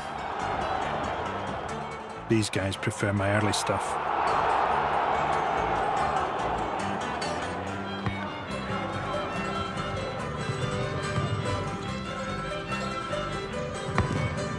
I'm struck by how easy everyone goes on me. If I tried to join in a five-a-side match in a British provincial town, the tackles would be presumably more in the style of Frank Miller's Batman.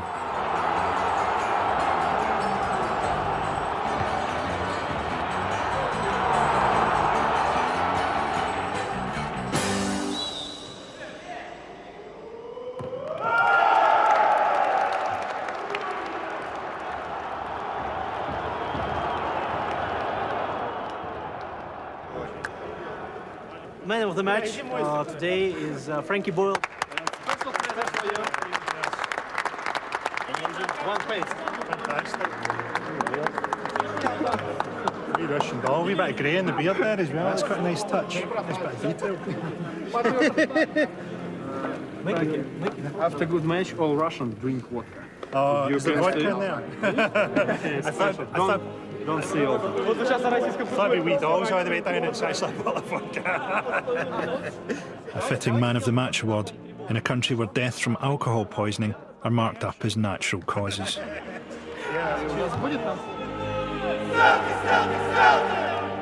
Richly undeserved first footballing award.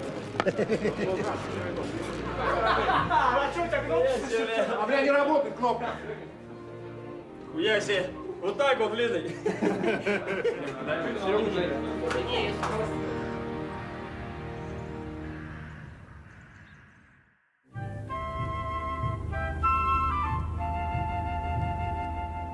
But on my way out of town, there's somewhere I want to visit. A place whose inhabitants are benefiting more from the World Cup than anyone else in Russia. These are the lucky dogs of the Red Pine Shelter. Most of them were going to be killed as part of a massive World Cup cleanup campaign, but now they're looked after by Varya. They're loud, they like visitors, huh? What?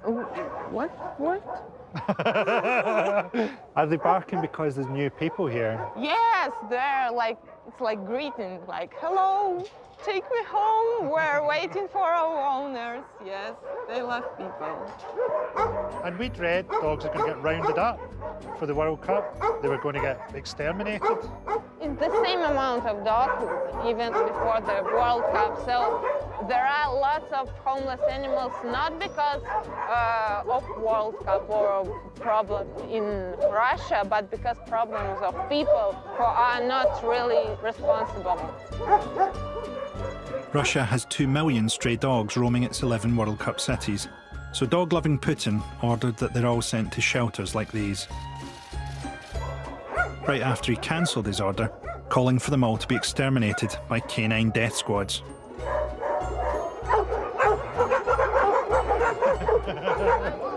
I don't think he's in the good boy side.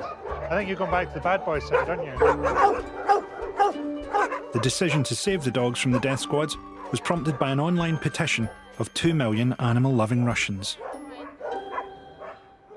Out of the city, out of towns, there are no shelters at all. Homeless animals are killed outside the city. And so some people put puppies, little puppies in boxes to Moscow and St. Petersburg, because they hope that they will not be killed. And they post them? No. Oh, no. So long.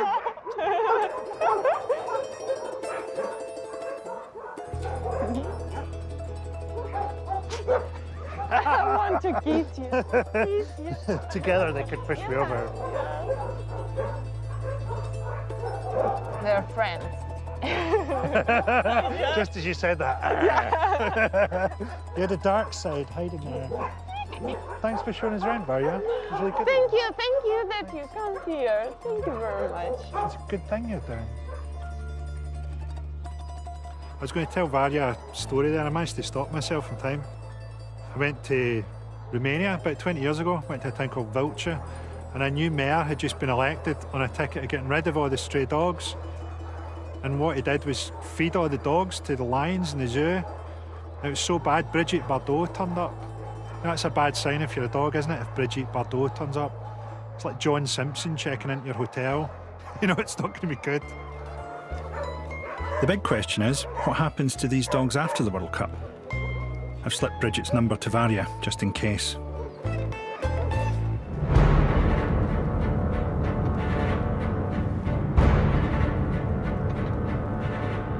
I'm heading nearly 700 miles south now to the village of Kuzchevsky in Krasnodar territory. It helps to be hard if you live here. This area has a reputation for lawlessness, freewheeling banditry, and it's home to the toughest football team in Russia. The team is called Kometa. That's their changing room over there. Their dressing room is a warehouse full of motorbike parts, much like any team in the Scottish Championship. Kometa is one of Russia's leading motorball teams.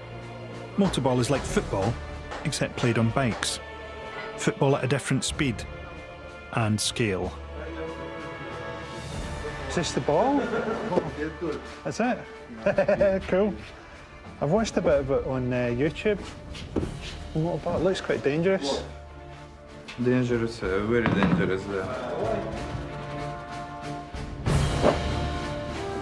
What's odd is that for a sport that sounds so modern, there's a real air of tradition, ritual even, as everyone gets into their leathers.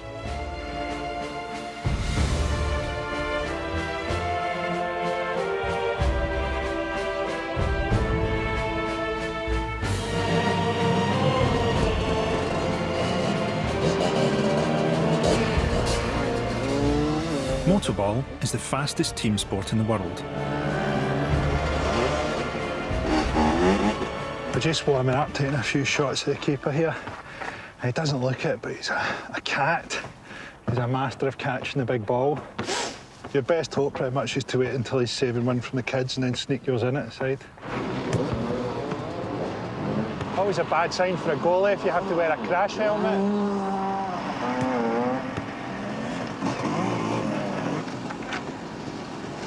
It's amazing, man. Yeah, could I go in and try and save one? Yeah? Be safe? Fucking hell.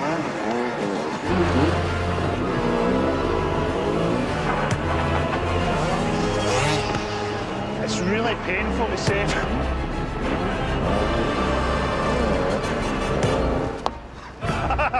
It's fucking massive.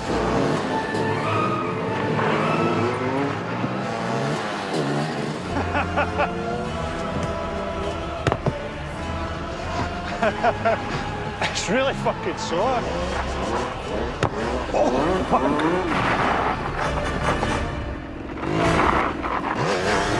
That's sore. Those balls are really heavy. Like, when you get behind them, man, they hurt.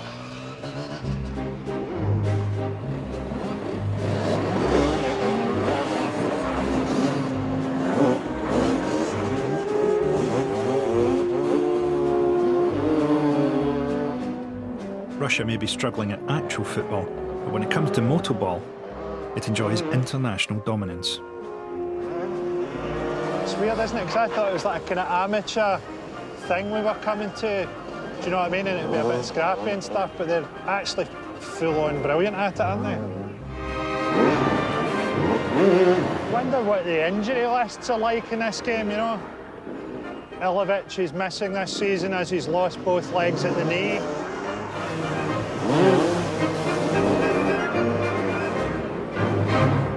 I noticed a lot of this, man. I noticed a lot of...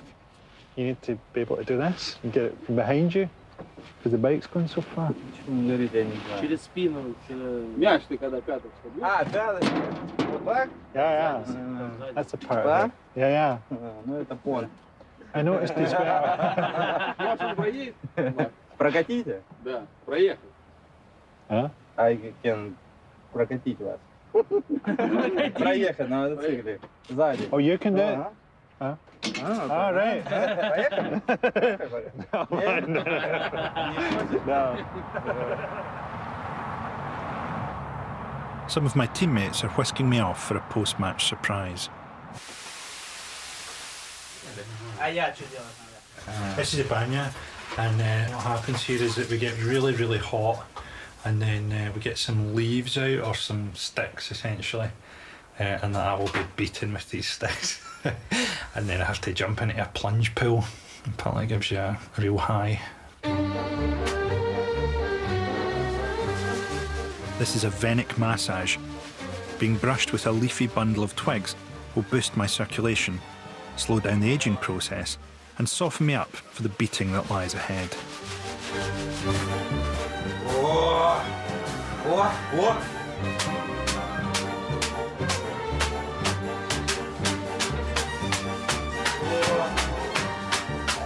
Хоть потеешь, во, потек, да? Потек. Во, видишь, во. Вот так, вот. Макс, давай положим его, положим, и ты его в длину, да? А мы встанем, давай. He's saying give it to him.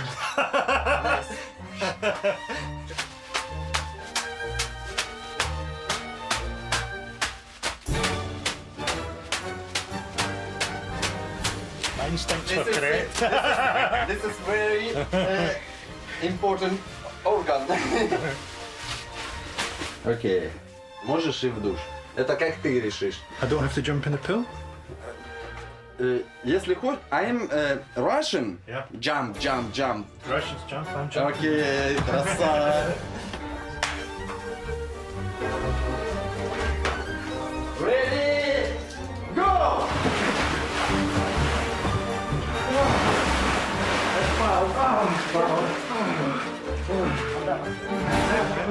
My friend. Thanks, man. Cheers. Мне просто сегодня столько дел. My home, you home.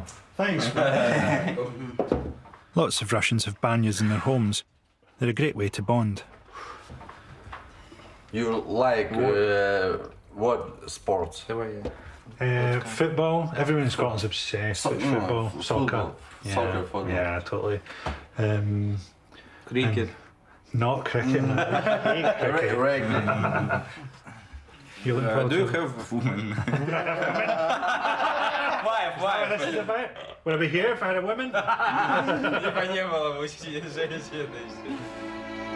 From Russia with love. So that was the banya, which had mild homoerotic undertones and overtones, to be quite honest. I wonder if it is good for your circulation, or if two guys were surprised doing it one day and claimed it was for their circulation. That's how it took off. It was the one part of the trip I felt really confident about, because when you're touring as a comedian in theatres, you have to have follow spots on you. So it gets really, really hot on stage. So when I'm touring, I'm always in saunas. So that really, the rest of my body is shot, but my circulation kind of has to work.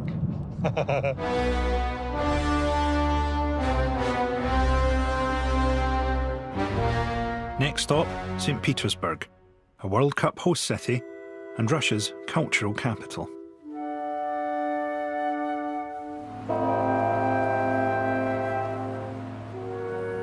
This is St. Isaac's Cathedral, and that's St. Petersburg. People from St. Petersburg say that if you come up here at a different hour in the day, you see a different city, because the way the light hits all the different domes and stuff. So you could imagine in the World Cup, when it's going to be the white night period, where it never really gets dark, how amazing some of the views are going to be from here. And this cathedral was finished in 1858, and the communists turned it into a museum of atheism. So you can see behind me, we've got Russian icons. These are done in the 19th century, so it's an updated version, by which time they've incorporated Western traditions and Catholicism, and a couple on either side of the door there with the Virgin Mary and Jesus. You could see them probably in a Catholic church back home. I know that's not what you're expecting from a World Cup warm-up show, but allow it.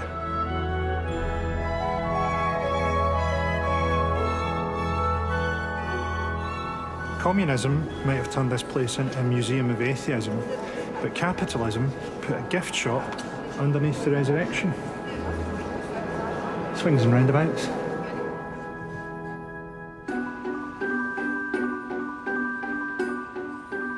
St. Petersburg is the birthplace of Russian football. The game was introduced to Russia just over 106 years ago by a Scotsman called Arthur Macpherson.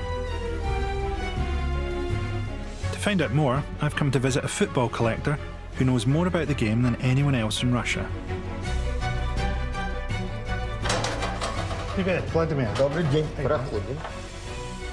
I don't understand collecting football memorabilia when there's so much good Nazi medical equipment on the market. But I'm grateful to Vladimir Fallon for taking me into his flat, which is a virtual museum of Russian football history. You've done this your whole life? You've always collected football memorabilia?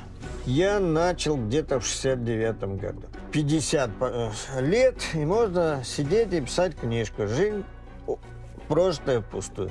I think we could all write a book called that. English football fans will be interested to know that Vladimir has a stamp celebrating their country's World Cup victory. World Cup 1966, that's a commemorative stamp there. Should have had a ball bouncing just on a line. It clearly didn't go over. A blind linesman. Vlad also has evidence of a Russian team's first ever visit to Scotland. А вот первый раз, когда мы с шотландцами играли. Rangers versus Moscow Dynamos at the end of the war. 45-й. 1945. We are very proud of the honour of entertaining our guests and war allies. So much better Russian Britain got on before the Cold War.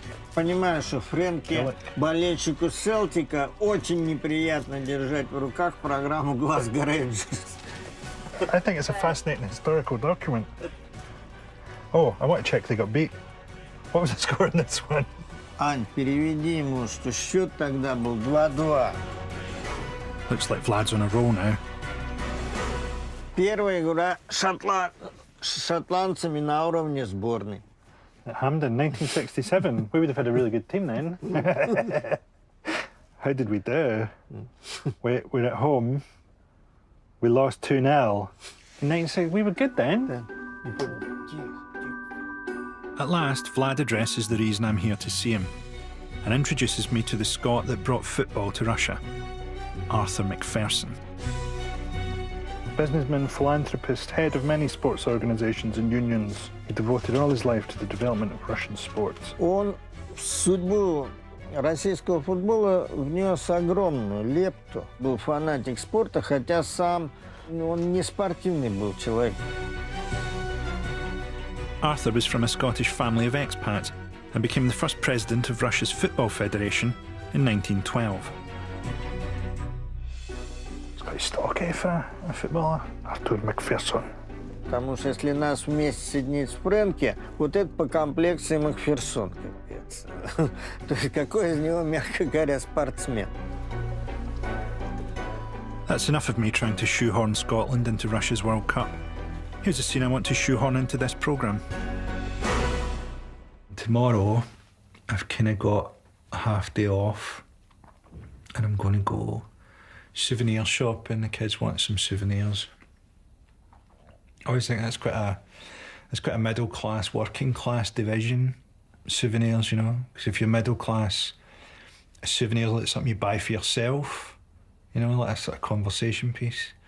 That tribal mask, it was a nightmare getting it shipped over here, the insurance, all that kind of thing. Whereas if you're working class, a souvenir is something that someone else, like one of your family, brings you back from holiday as a memento of a trip that you weren't on. Know what I mean? What's that on your wall? I don't know, my mum went to Mexico. Don't touch it, I think it plays a tune.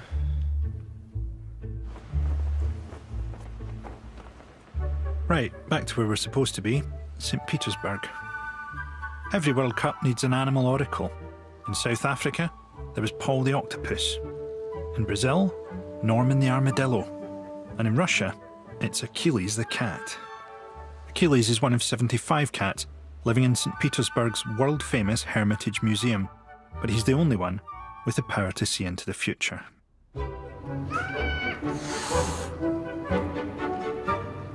We're here to meet Achilles, the oracular cat who's had some success in predicting the Confederations Cup. We're quite excited to see if we can harness his psychic powers for our own use.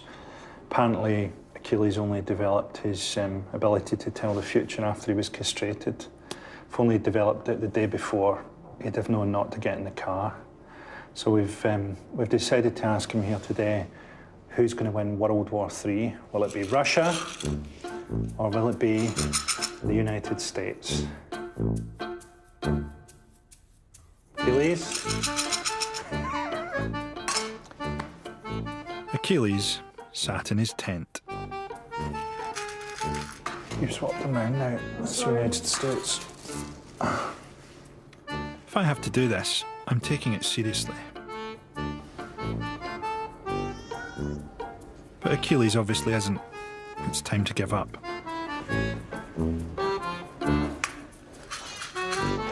But my director has other ideas. This is a 45-year-old man genuinely thinking, if I eat both bowls of cat food, can we leave?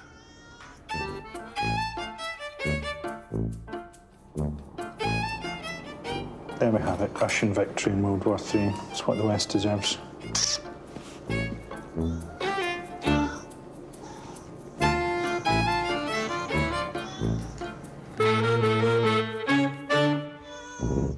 I've really enjoyed my time in St. Petersburg. They often talk, don't they, about a World Cup or an Olympics opening a country up to tourism.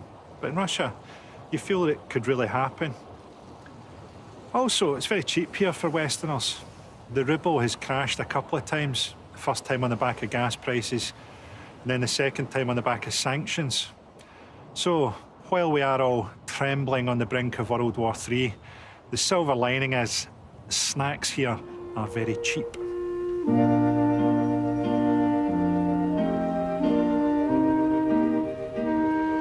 There's free train travel for away fans in the World Cup. And you know there's a certain type of England fan who could watch England win the World Cup, and all they'd talk about was the time they didn't have to pay for a train in Russia. I'm heading out to a town called Rapino, where the England team will soon be based. It hasn't gone down that well in the British press. Some people are saying that the facilities in Rapino aren't good enough for the World Cup. Although you'd have thought not being good enough for the World Cup would suit England right down to the ground.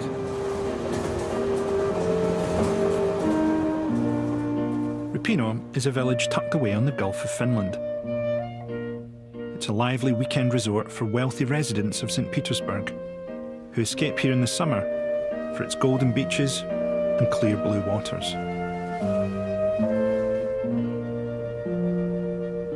But in the winter, it's very different. This is the sea. Rapino is less than 500 miles from the Arctic Circle. Its sea can be frozen for as long as 5 months of the year. But that doesn't mean I want to risk walking on it. Ice cracks, we all drown. A professional operation. You could drown here. You might. We don't know. We don't know that. We don't know. Literally no idea. How many people have said that just before they drowned horribly?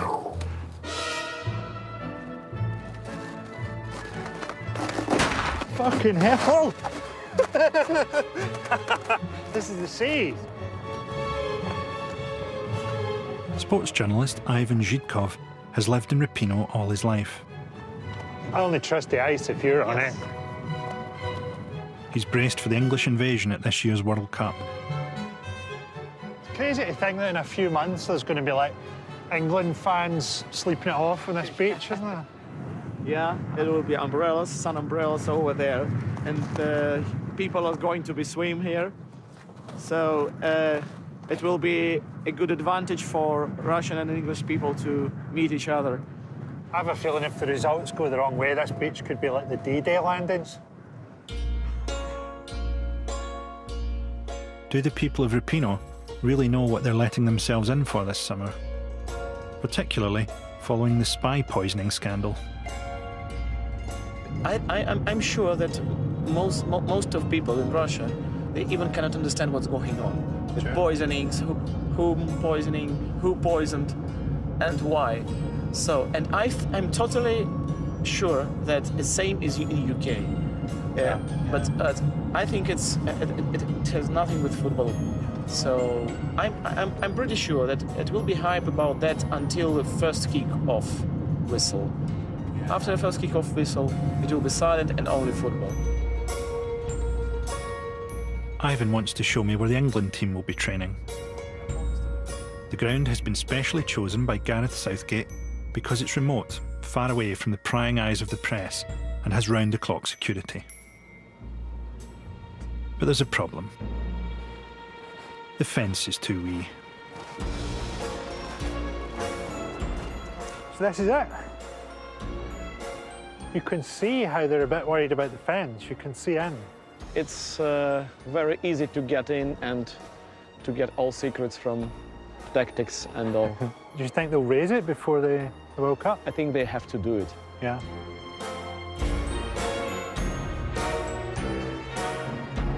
I'm not sure the England players will enjoy getting papped practicing free kicks. Besides, if the press want to surprise them, They know exactly where to go. This is Rapinoe's only nightclub. It's called Zalew, meaning gulf, as in the gulf between what you hope the inside of the club might look like and reality. Russian people are tremendously non-judgmental about the fact that you don't speak Russian. Hi, can I get a Coke Zero? A Coke Light? Coca Light? Coca-Cola? Even if they don't speak English, they'll still try to communicate with you very patiently. That morning I'd had a waitress explain that the omelette was on special, entirely through the medium of charades. Sort of feels like quite a downbeat wedding in here. Like an air of like a second marriage or something.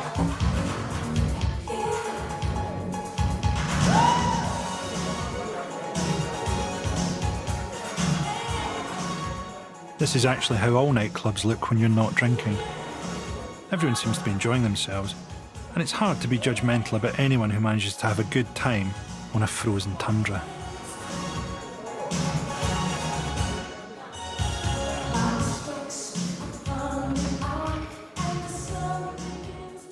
That's Rapinoe's nightclub, and nothing has ever so perfectly captured the spirit of last orders at your cousin's wedding. I really enjoyed it.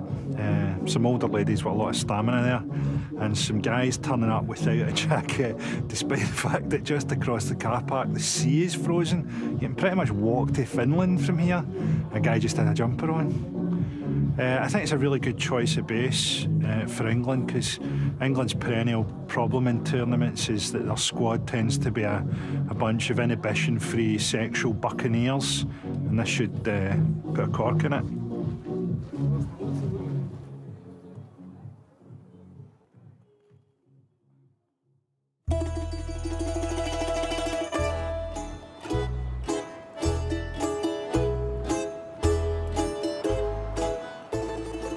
Today is election day.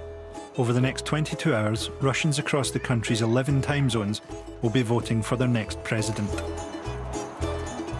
But you don't have to be Achilles the Oracle Cat to know who will win.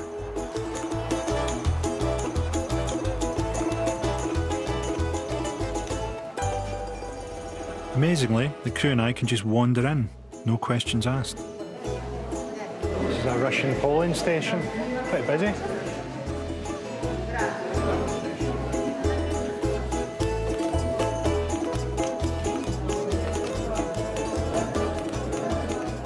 There might be 8 candidates at this year's election, but there's only going to be one winner.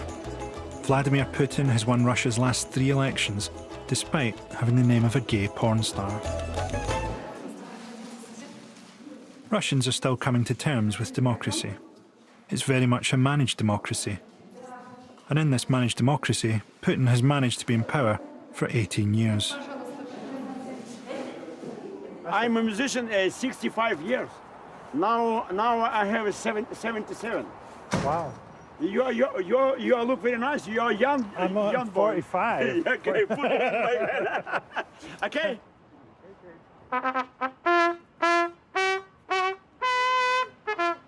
Outside the polling station, an old man decides to play me the French national anthem, for reasons that remain unclear.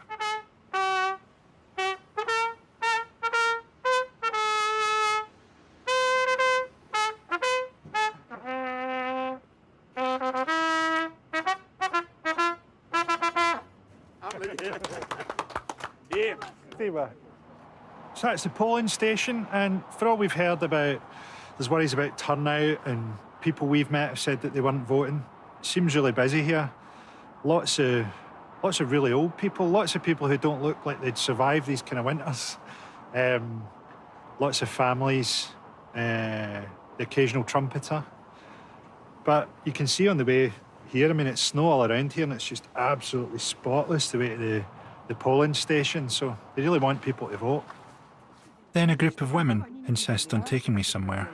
It's very interesting. It's 5 minutes. Okay. You want to show us the exhibition? Cool. I have no idea where we're going.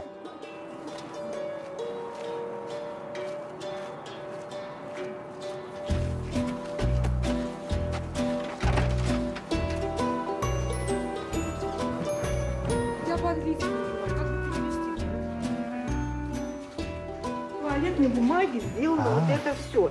Вот это, все история. Ah, it's all papier-mâché. Да. Yeah. It's a papier-mâché exhibition of children's art. It's kind of amazing for kids, isn't it? You can see the impact the Second World War still has on the Russian psyche. A lot of this children's art is really quite dark. Children, for this year's project, the A group will focus on famine, and groups B and C, war and death.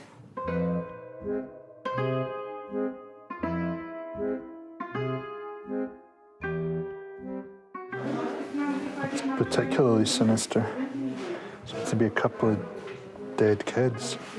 It's not every day you get to see famine, war and death realised through the medium of glue and toilet paper.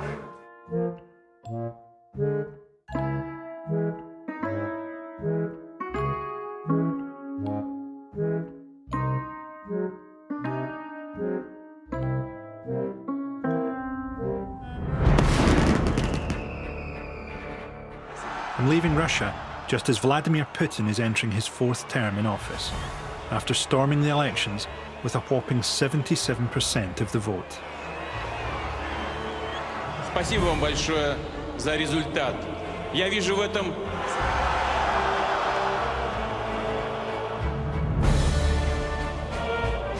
Next chapter for Russia, the World Cup 2018. It's been a great trip to Russia, and what stood out for me is the warmth and the openness of the Russian people. But you can't judge a society by how people behave towards you. I mean, American people are very, very friendly.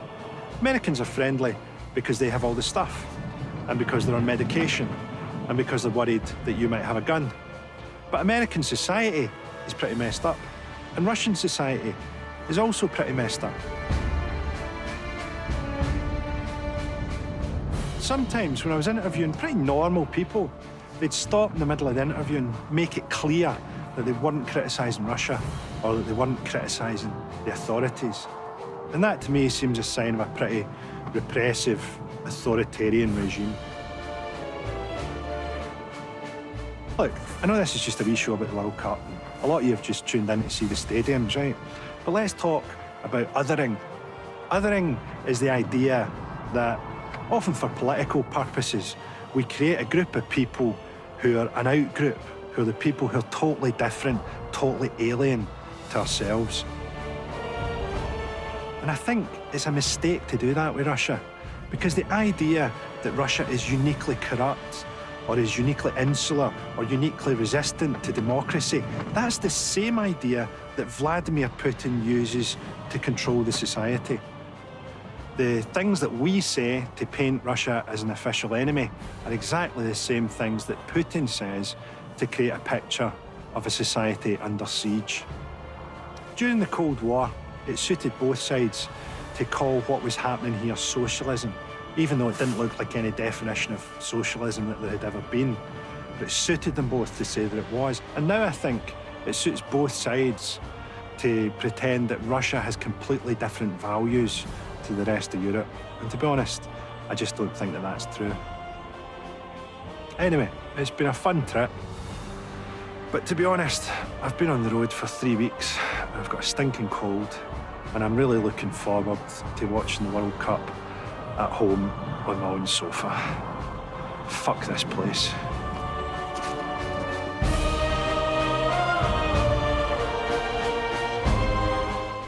Take another journey ahead of the World Cup to Putin's Russia with David Dimbleby on BBC One this Wednesday at 9.